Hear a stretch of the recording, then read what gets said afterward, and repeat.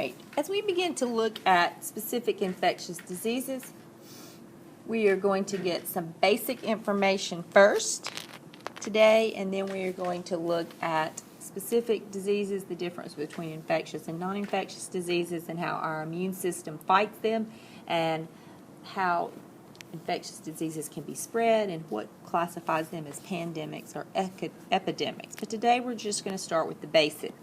So, an infectious disease is an illness that is passed from one organism to another. It can be spread through inhaling, swallowing, and then going down into our digestive system, so it's ingested. Many infectious, these microscopic pathogens, are going to go in through our moist body cavities, like our nose or our throat. A vector is an organism, usually we think of insects as vectors, that spreads or carries a pathogen to another organism. Ticks carry the bacteria which causes Lyme disease in people. We've already talked about mosquitoes carrying the malaria plasmodium. We started with this unit with Zika, which is a virus that is carried by the mosquito as well. West Nile disease is a virus carried by a mosquito. So those would all be insect vectors. Bacterial infections are treated with antibiotics. Remember when we talked about viruses, they are treated with antiviral drugs. Antibiotics can destroy the bacteria because they basically break down the cell wall and then the cell just kind of falls apart. But viruses, we do not have a medicine that will destroy the virus.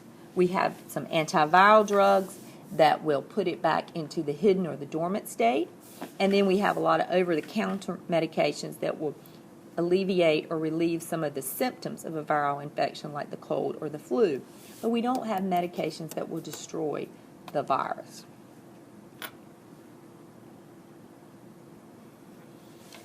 Vaccines are when, usually as a small child, sometimes you have to take them more than once or in several stages, but vaccines are when your body is giving a small amount of the virus or the bacteria, or you are given literally a dead version of it to stimulate your body to make antibodies or chemicals which are going to be ready, specially designed, so if you ever come in contact with that microbe, your body can attack it and you have the resistance to getting sick from it. So we take vaccines to help our body be able to fight, because having the right antibody to fight a disease and having them already in storage and ready and available in our immune system is going to help us stay well.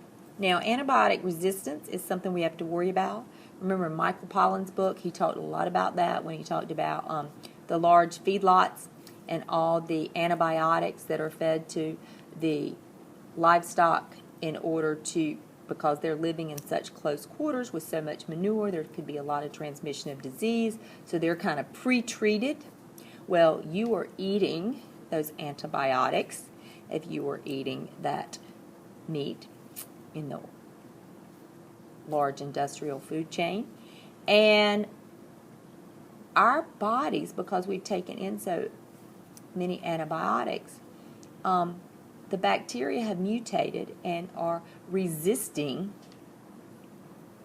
the work of these antibiotics. So that is something of concern, and there's a lot of biotechnology fields in the park and pharmaceutical industries that are working constantly to develop new antibiotics to be able to keep up with how bacteria is mutating to be able to resist the drugs that we have to fight them.